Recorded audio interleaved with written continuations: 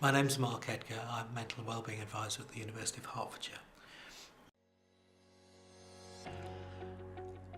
Men always worry me because they don't seek help, or they find it very hard to seek help. And if we look at the statistics for what they're worth, young women are far more likely to attempt suicide, but men are far more likely to complete suicide, to the rate of 3 or 4 to 1. So significant numbers of young men and older men, in fact, struggle with their mental health. But it's always been very hard for them to come forward.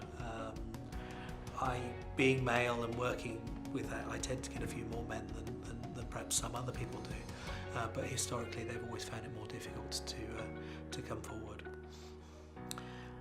I think people think that we're scared. I think people are worried that they're going to be judged. People worry that the world is going to see them as a failure.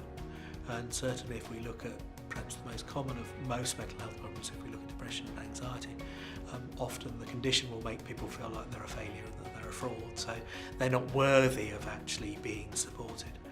So taking that very first step, and I think it's sometimes quite hard for young people to come forward when they see the word mental in my job title, because it sounds like I'm getting people worrying they might get sectioned or whatever, and of course the reality is quite far from that.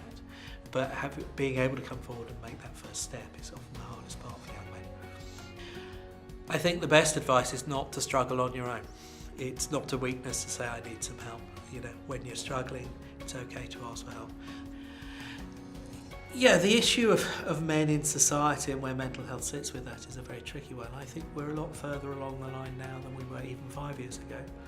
I don't think saying man up to people is particularly helpful, although sometimes people say things because they can't think of anything else to say.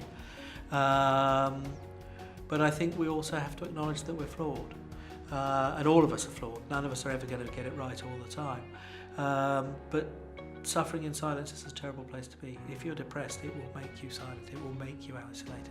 When I get depressed, I just feel like the most useless person on the planet, and I think I don't deserve somebody's help. And I have to fight my way through that. And I've learned to do that. So my most recent period of time when I was unwell, I forced myself to stay in touch with people. I forced myself to text people. I forced myself to email people. I forced myself to go out.